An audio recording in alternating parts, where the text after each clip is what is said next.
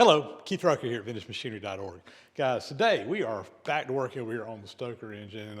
Previously we had made a special tool to put in this for this job of cutting these slideways down here in the bottom that the crossheads run in and getting these things hopefully cleaned up finally on this so that we can really get this project going back in high gear.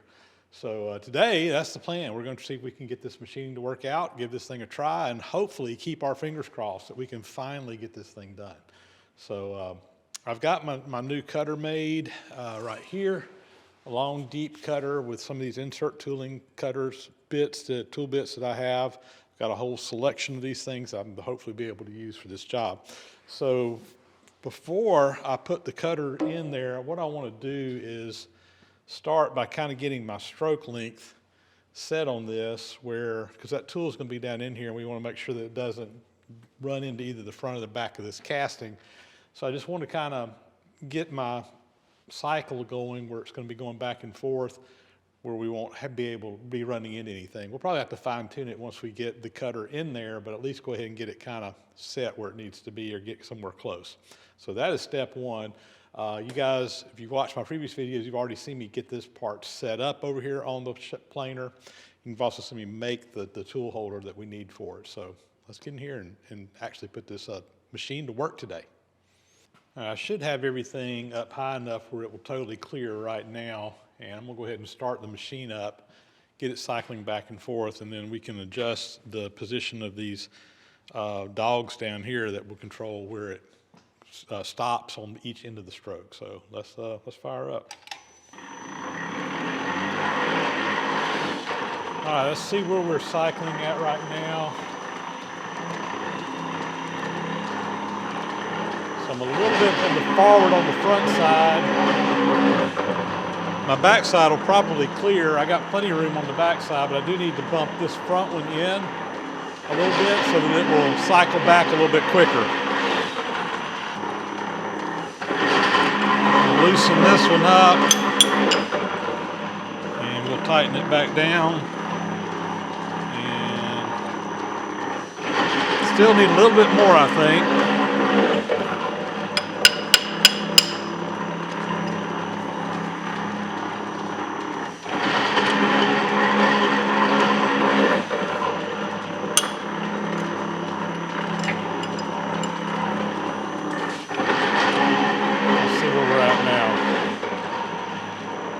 Cutter's going to be about right here. All right, I think we'll clear there.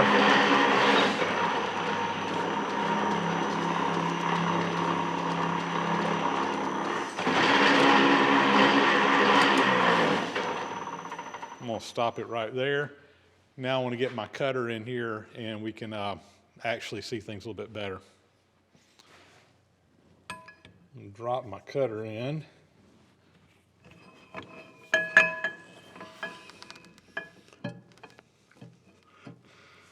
And I'm just going to let it kind of bottom out there on the bottom. My plan here is I want to work on this back edge here first. So I got a cutter that we can just kind of work our way down to that bottom and just kind of plane this off and get it going like it needs to be. So I think we'll go ahead and just kind of tighten that cutter up right there. And tighten these up good.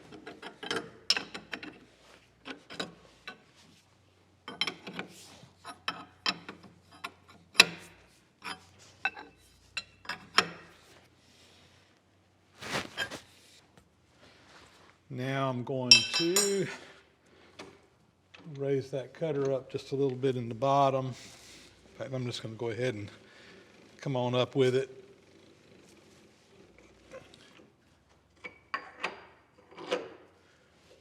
Bring this on over this way.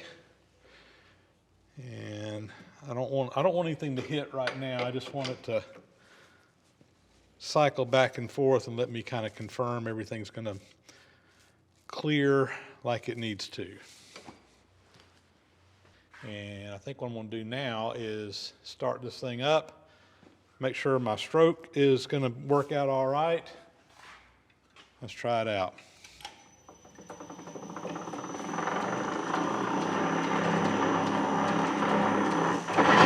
right.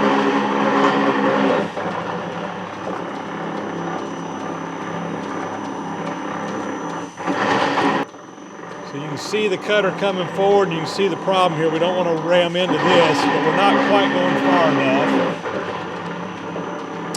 So I need to take about an inch.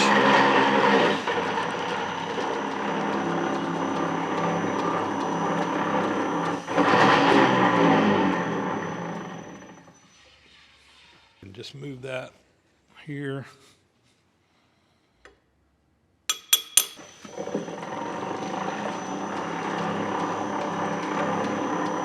Whoa. All right. Making me nervous, but I need just a tad bit more.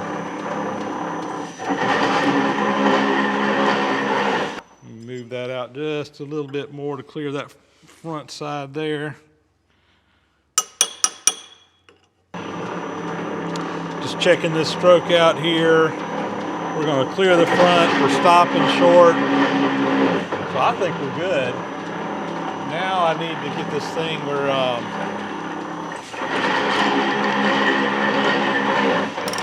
it's indexing down every time.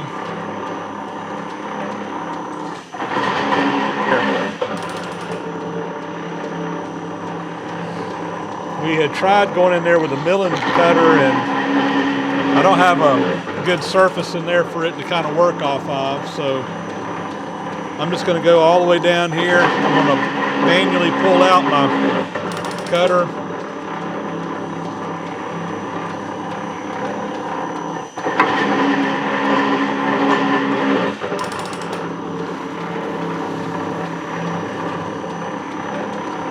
It seems like it's cutting.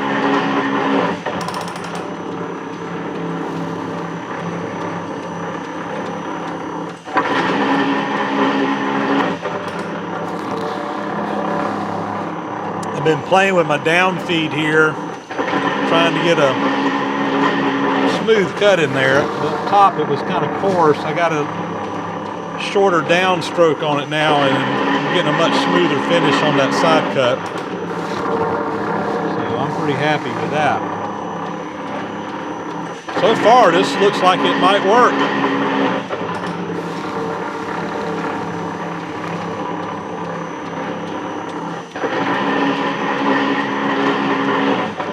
We're just going to go slow, take our time. I don't want to get in a hurry on this.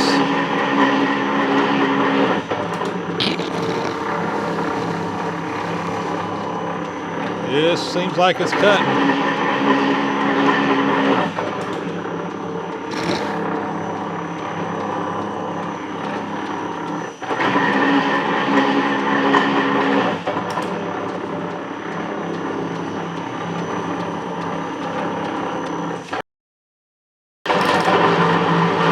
Hi guys, we've been playing around with the feeds and speeds. I've got the speed going up a little bit faster now. I'm still making kind of a rough cut, but that's fine right now. I'm just trying to get material out right now. This pass may clean it up. Then I'll probably come back in there with a little bit finer feed. But this seems to be working. I'm taking about a 10,000 step to cut per pass. Not trying to get too aggressive. I'm operating my clapper box manually just so the tool doesn't drag. A lot of people have commented about the clapper boxes on this machine. This is a standard clapper box. Normally, when the tool retracts, it just drags across, but the pressure will pull it up. I'm manually pulling it up to make sure it doesn't drag. A lot of your more modern machines had an automatic mechanism that would pull that cutter out so it wasn't dragging, but I'm just doing it manually here. But anyway, we're going to go down this pass. If this cleans up, I'm going to probably just take about a 1 or 2 thousandths depth of cut and really slow down my down feed to try to get a much smoother pass down here. But I think this is going to get this cleaned up on this pass. We're making good progress.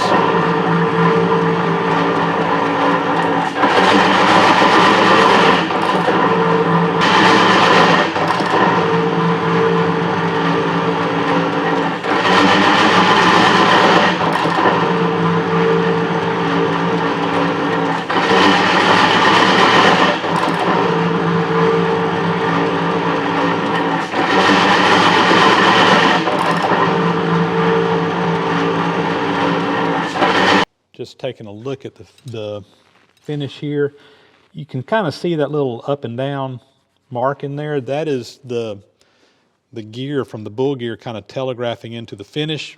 You can see it, but you can't really feel it.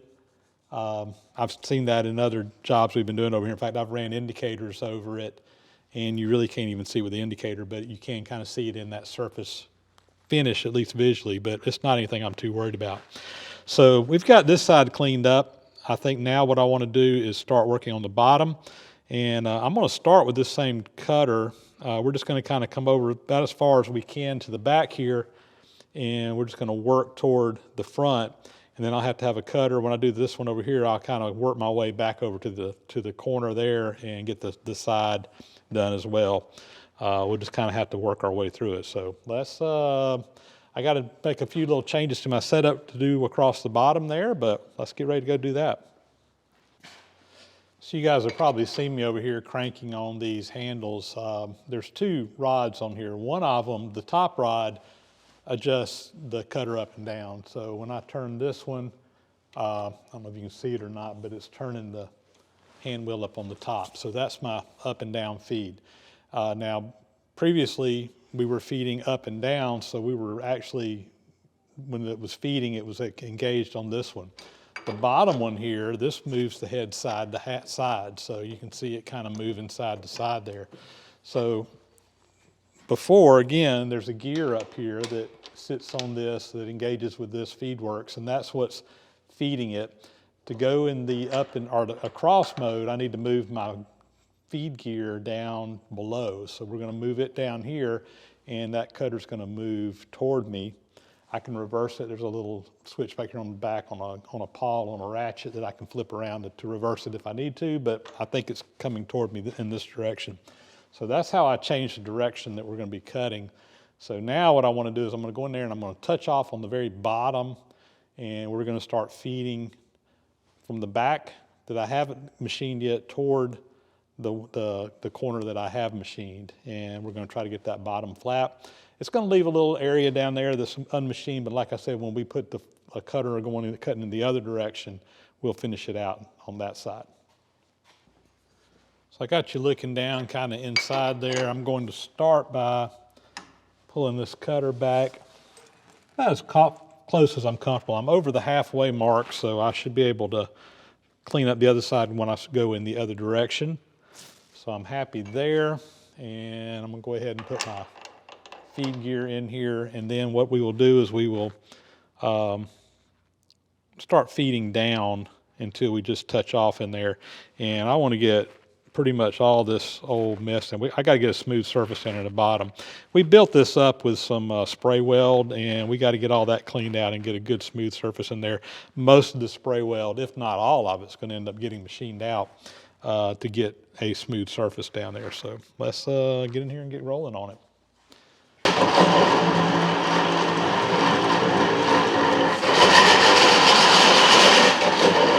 Just a light cut right now. And we'll start letting that cutter cut toward me.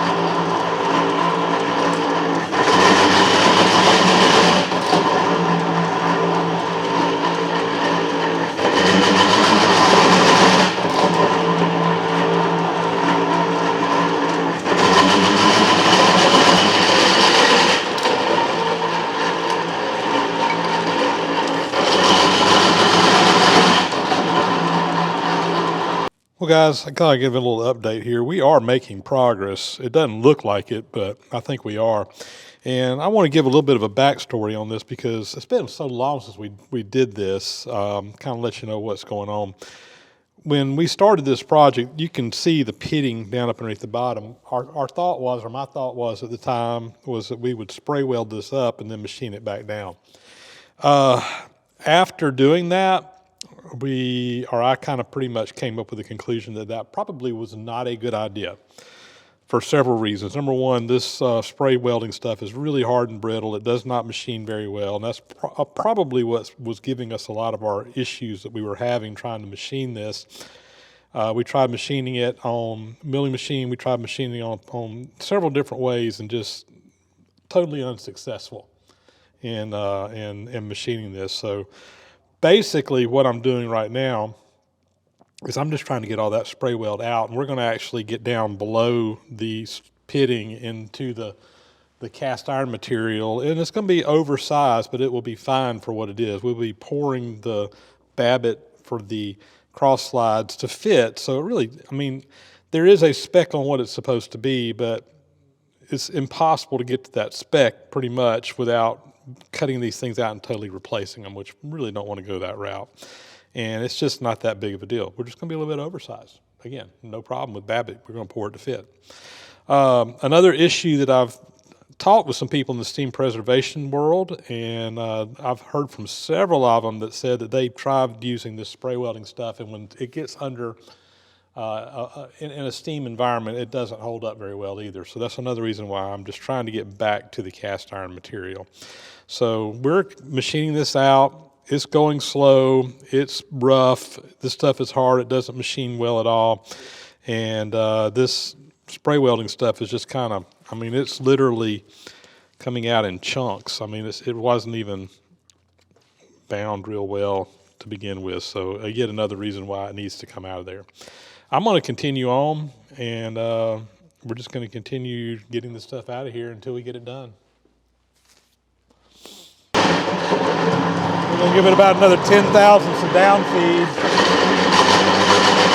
Start feeding across there.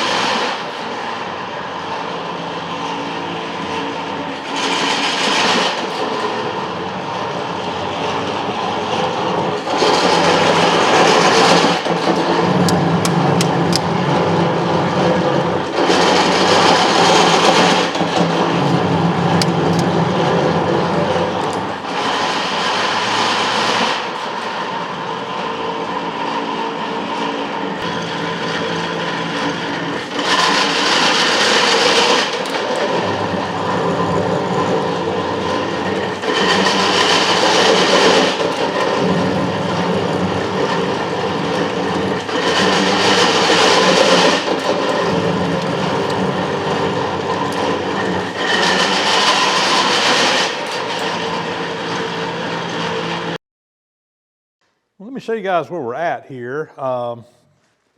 Basically, I've got most of the bottom pretty well cleaned up. Now, I'm taking roughing passes right now, so this is not a finished pass at all, and I've got to get the other side cleaned up before I worry about smoothing it all out.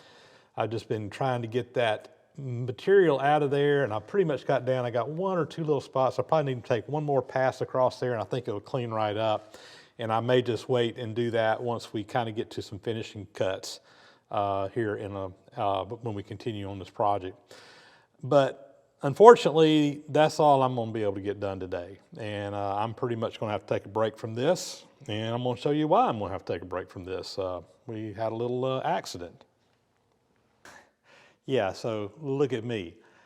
I got done to this point. It was right around lunchtime today. And I said, you know, I'm going to stop, go in the house, went and had some lunch.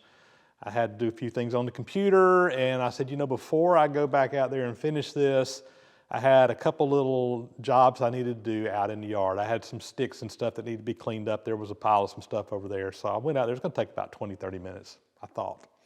I went out and started picking the stuff up, and while I'm out there, I got my darn size 12 clodhoppers all wrapped up in some sticks and limbs, and I took a fall. And when I fell, I instinctively put my left arm out to catch my fall and landed on my hand. My hand hit on the ground upside down. It hit a stick. I punched a hole into my hand, a puncture wound, and fractured my hand all at the same time. So yeah, about 1:30 this afternoon, I was up at the urgent care place and saw the nurse practitioner came in. They did an x-ray. I've got one fracture on my pinky finger. I have maybe 2 more fractures on my pointer finger. She wasn't quite sure. She had to put a stitch in the puncture wound. They've got me right now in a temporary splint. Guys, it looks a lot worse than it is. I mean, it hurts, but it's not like I'm dying or anything. There was nothing that was out of place or anything, you know, that would require surgery or anything funky like that. At least that was her opinion. And my opinion too. I mean, yeah, it hurts. It was swelling up. I had the wound. I knew I needed to go to the doctor. They put me in this temporary splint. I've been referred to an orthopedist. I got to follow up with them, and then they will decide whether they're going to keep me in a splint, a cast, or what. I don't know. But bottom line is that I'm pretty much out of commission out here in the shop for at least the time being. I don't know how long yet. I won't know until I actually go get to see the orthopedist and get them to take a look at it and see what's going on. Like I said, to me, it doesn't feel that bad. I mean, it hurts, but it's not like, it doesn't hurt near as bad as it looks. I'll put it that way. But it is kind of what it is right now. And they told me to lay low for a little while. I'm going to follow doctor's orders. And this is probably going to put a little kink on my videoing for a little while. I'll try to do a follow-up video. I suspect it will be first of the week. This happened on a Thursday afternoon. By the time I got through at the doctor's office, it was 5 o'clock. And of course, they put in a referral. I'm hoping I'll hear from the orthopedist on Friday, but I doubt very seriously they'll see me on that day. Hopefully, I'll get in first of next week, and we'll let the doctor look at it and determine what we need to do from there and come up with a game plan from there. And like I said, I'll follow up with you guys and let you know what's going on. But yep, this project is on hold until then, and it was going so well. Anyway. That's a wrap, guys. Like I said, I'll keep you guys informed what's going on. You know, I'll say this, and I don't know if this is public knowledge, but my friend Mike Wiggins, many of you guys know, Backyard Machine Shop, hasn't done any videos in a long time. He got his feet tangled up on an air hose in his shop. I think it was between Christmas and New Year's, and he took a fall. Unfortunately for him, he broke his tibia. He's in much worse shape than I am, but yeah. Just getting old and clumsy, I guess. I don't know. When you get your feet tangled up, it's hard not to, though. Guys, that's a wrap. As always, thanks for watching. Please subscribe if you haven't already. Thumbs up and comments, greatly appreciated. Hit that bell icon up there to get notifications when new videos are posted. And I'm going to get out of here. I'm going to go rest my arm. And yeah, looks like I'm not going to be doing much in the shop next couple of days. We'll catch you guys soon.